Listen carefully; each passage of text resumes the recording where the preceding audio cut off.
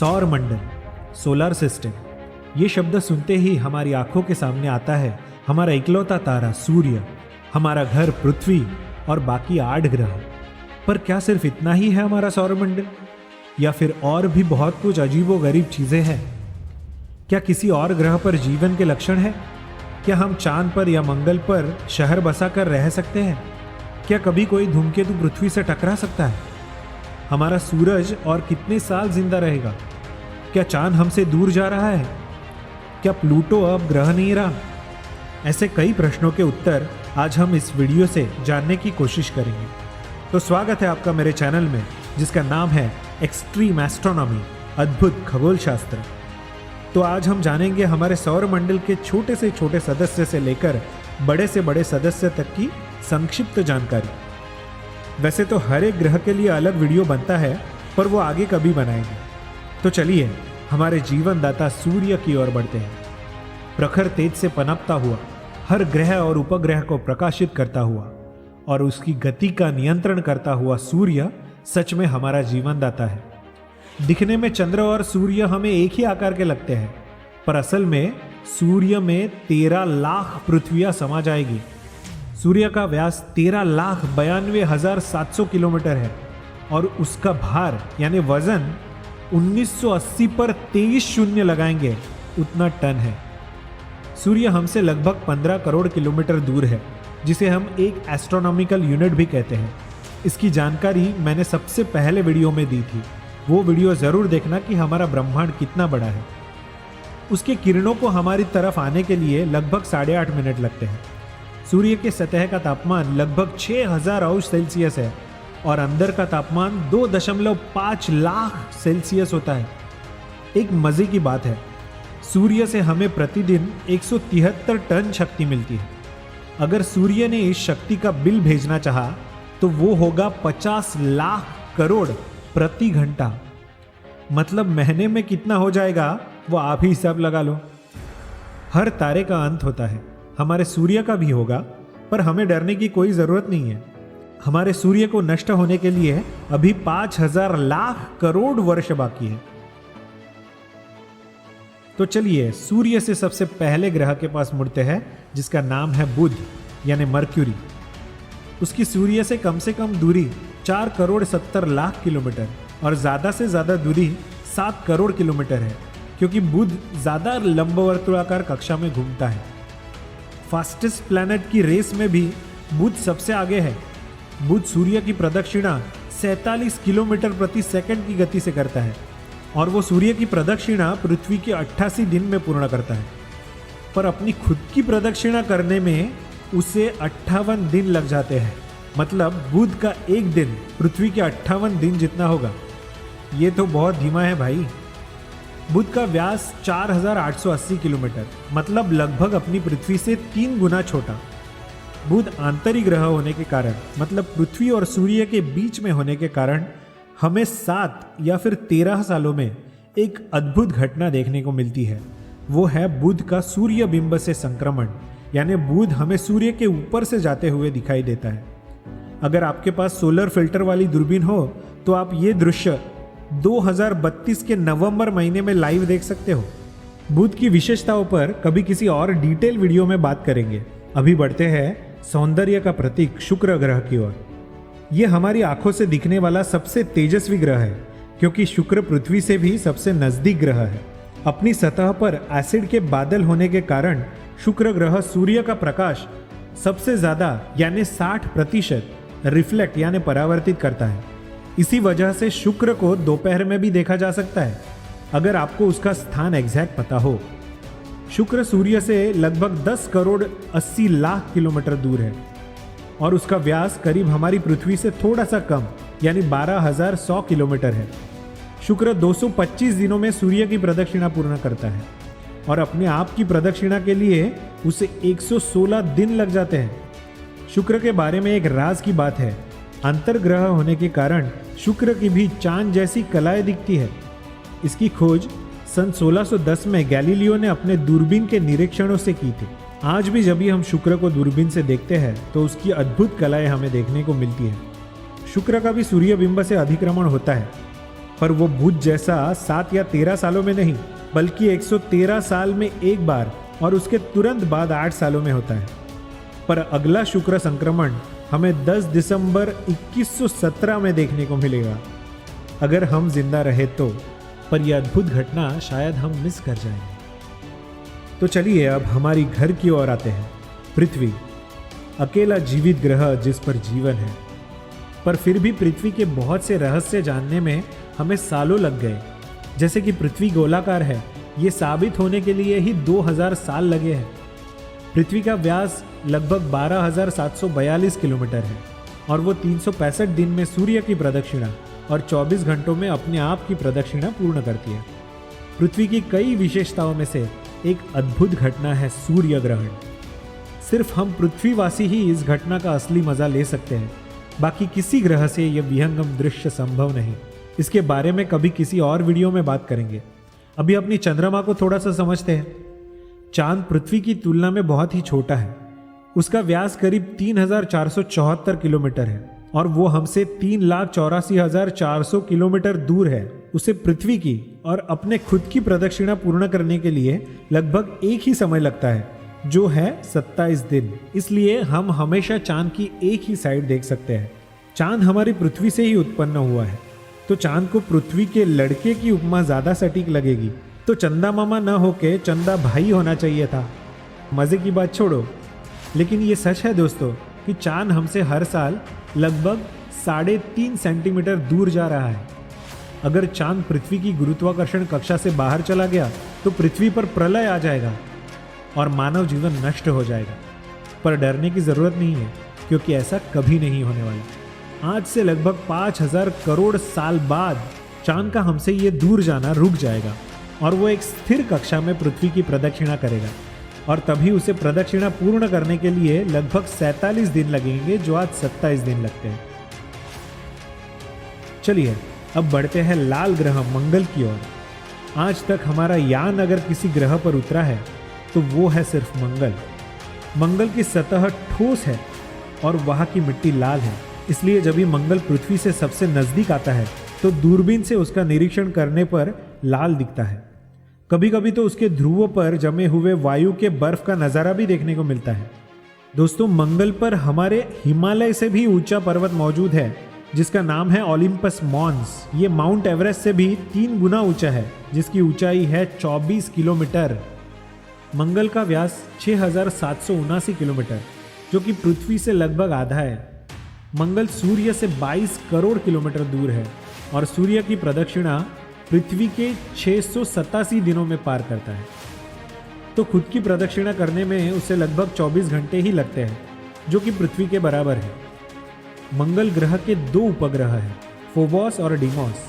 अगर हम मंगल पर होते तो हमें फोबॉस पश्चिम से उगता हुआ दिखाई देता और महज 4.5 घंटों में डूब जाता, पर डीमॉस पूर्व से उगेगा और 2 दिन 2 रातें दिखाई देगा, उसके बाद डूबेगा। ऐसे अद्भुत नज़ारे शायद हमें देखने मिलते। चलिए अब बृहस्पति की ओर बढ़ते हैं। गुरु तक जाने से पहले और एक चीज हमारे सौरमंडल में मौजूद है, वो है एस्ट्रॉइड बेल्ट, लघु ग्रहों का एक पट्टा, जिसमें घरों के आकार से लेकर पर्वत के आकार तक के लघु ग्रह मौजूद है। पृथ्वी को अगर सबसे ज्यादा खतरा किससे है तो वो है इन लघु ग्रहों से, क्योंकि हो सकता है अगर इनमें से किसी एक की कक्षा थोड़ी सी भी बदल गई तो ये पृथ्वी पर आकर गिरेंगे और डायनासोर की तरह हम भी इतिहास के पन्ने में गड़ जाएंगे। तो हमें इनसे बच के रहना होगा। अब चलते हैं बृहस्पति यानी गुरु के पास। गुरु हमारी सूर्यमाला का सबसे बड़ा ग्रह है। हालांकि ये गैस का गोला है, पर ऐसा कहा जाता है कि गुरु का आकार अगर थोड़ा सा और बड़ा होता तो वो सूरज की तरह एक तारा बन जाता, मतलब पृथ्वी से 2 सूरज के दर्शन हो जाते। बृहस्पति का व्यास 1,42,800 किलोमीटर है, जिसमें करीब 1300 पृथ्वियां समा सकती है। बृहस्पति को अपने आप की प्रदक्षिणा पूर्ण करने के लिए महज 10 घंटे लगते हैं। तो आपको लगेगा अच्छा होता हम गुरु पर पैदा होते, कितना मज़ा आता, 5 घंटे का दिन और 5 घंटे की रात होती। पर आपका जन्मदिन 12 साल में एक बार आता, क्योंकि गुरु सूर्य की प्रदक्षिणा 12 साल में पूरी करता है। दोस्तों, एक मज़ेदार साइट है जिसमें आपकी बर्थडे डाल दी तो आपको अलग अलग ग्रह पर आपकी उम्र पता चलेगी। जैसे कि आप यहाँ देख रहे हो कि अगर मैं बुध ग्रह पर पैदा हुआ होता तो 152 साल का बूढ़ा हो गया होता, और अगर मैं प्लूटो पर होता तो महज 1 महीने का छोटा बच्चा होता। तो है ना मजे की बात, आप भी ये ट्राई करना, मैं इसकी लिंक डिस्क्रिप्शन में डाल दूंगा। तो वापस चलते हैं गुरु ग्रह के पास, जिसके कुल 79 उपग्रह हैं, जिसमें 4 सबसे बड़े उपग्रह हैं, आयो, यूरोपा, गैनीमेड, कैलिस्टो। आज भी अगर टेलीस्कोप यानी दूरबीन से अगर हम देखें तो ये 4 उपग्रह हमें देखने को मिलते हैं। सबसे बड़ा गैनीमेड तो बुध ग्रह से भी बड़ा है। दोस्तों, हमें एक चीज में गुरु ग्रह का धन्यवाद करना पड़ेगा कि अगर कोई धूमकेतु या फिर एस्ट्रॉयड अगर पृथ्वी से टकराने आ जाए तो उसके पहले उसे गुरु से टक्कर लेनी होगी, क्योंकि गुरु ग्रह का गुरुत्वाकर्षण इतना है कि वो पृथ्वी से आने वाले खतरे को अपनी गुरुत्वाकर्षण से अपनी ओर खींच लेता है। इसलिए गुरु ग्रह का धन्यवाद करना चाहिए। अब मुड़ते हैं शनि महाराज की तरफ, जो हमारे सौर मंडल का सबसे मोहक ग्रह है। उसकी रिंग्स की वजह से शनि बहुत खूबसूरत लगता है। ये शनि की कड़ा 1610 में गैलीलियो ने दूरबीन से देखी थी, पर उसकी दूरबीन इतनी पावरफुल न होने के कारण गैलीलियो ये समझ न पाए कि शनि का ये रूप असल में है क्या। इसलिए उन्होंने अपने निरीक्षण में लिखा कि शनि के कान हो सकते हैं और शनि ट्रिपल प्लैनेट मतलब 3 ग्रहों से बना हो सकता है। पर लगभग 50 साल बाद क्रिश्चियन ह्यूजेंस ने शनि के इस रिंग्स के रहस्य का पर्दाफाश किया। उसके बाद आगे कैसिनी नाम के वैज्ञानिक ने तो ये सिद्ध किया कि शनि के इर्द गिर्द सिर्फ एक रिंग नहीं बल्कि 2 रिंग्स है। शनि का वलय या रिंग्स की चौड़ाई इतनी है कि जिसमें 5 पृथ्वी के गोल रह सकते हैं। शनि सूर्य से 143 करोड़ किलोमीटर दूर है और उसका व्यास है 1,16,464 किलोमीटर। शनि खुद की प्रदक्षिणा बृहस्पति की तरह लगभग 10 घंटों में पूर्ण कर लेता है, पर सूर्य की प्रदक्षिणा के लिए उसे बृहस्पति से दोगुना समय मतलब 29 साल लगते हैं। उपग्रहों के मामले में शनि ने अभी बृहस्पति को पीछे छोड़ दिया है। अब शनि पहले स्थान पर आ गया है, जिसके 82 उपग्रह हैं, जिसमें टाइटन सबसे बड़ा है, जिसमें वैज्ञानिक जीवन की निशानियों की खोज कर रहे हैं। दोस्तों, सन 1781 तक लोगों को सिर्फ शनि तक के ग्रह ही पता थे। उसके बाद 1781 के मार्च महीने में सर विलियम हर्शल अपने खुद की बनाई दूरबीन से आकाश का निरीक्षण कर रहे थे।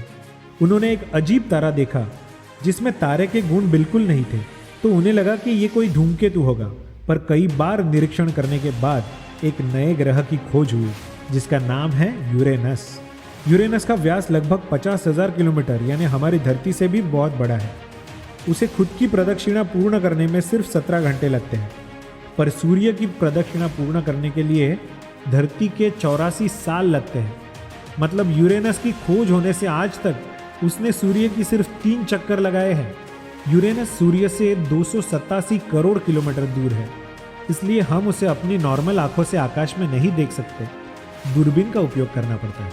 यूरेनस के भी अपने 27 उपग्रह हैं और उसके भी आसपास शनि जैसी पर थोड़ी विरल रिंग मौजूद है। यूरेनस से भी दोगुनी दूरी पर है नेपच्यून, जो यूरेनस की तरह ही गैस से बना हुआ गोला है और बर्फाच्छादित है। नेपच्यून कैसे खोजा गया, इसकी भी एक बड़ी रोमांचक कथा है जो कभी नेपच्यून पर बनाए वीडियो पे देखेंगे। नेपच्यून सूर्य से 449 करोड़ किलोमीटर दूर है। उसका व्यास है 49,000 किलोमीटर, लगभग यूरेनस से थोड़ा कम। अपनी प्रदक्षिणा वो महज 16 घंटों में पूर्ण कर लेता है, पर सूरज की प्रदक्षिणा के लिए उसे 165 साल लगते हैं। नेपच्यून के भी अपने 14 उपग्रह हैं और उसके आसपास भी धुंधली सी रिंग है। अब आते हैं हमारे सबसे छोटे और विवादास्पद ग्रह या बटु ग्रह प्लूटो के पास, जिसे 1930 में क्लाइड टॉम्बॉग ने गणित के आधार पर खोजा था। सन 2006 तक प्लूटो को ग्रह का ही दर्जा दिया गया था, पर अगस्त 2006 में उसे बटु ग्रह का दर्जा दिया गया, क्योंकि प्लूटो अन्य ग्रहों के कुछ बेसिक नियम फॉलो नहीं करता। उसके बारे में विस्तृत स्वरूप में किसी और वीडियो में देखेंगे। प्लूटो सूरज से 590 करोड़ किलोमीटर दूर है और उसका व्यास सिर्फ 2376 किलोमीटर है, जो हमारे चंद्रमा से भी छोटा है। प्लूटो को अपने आप का चक्कर लगाने में पृथ्वी के 6 दिन लगते हैं और सूरज का चक्कर लगाने में 247 साल।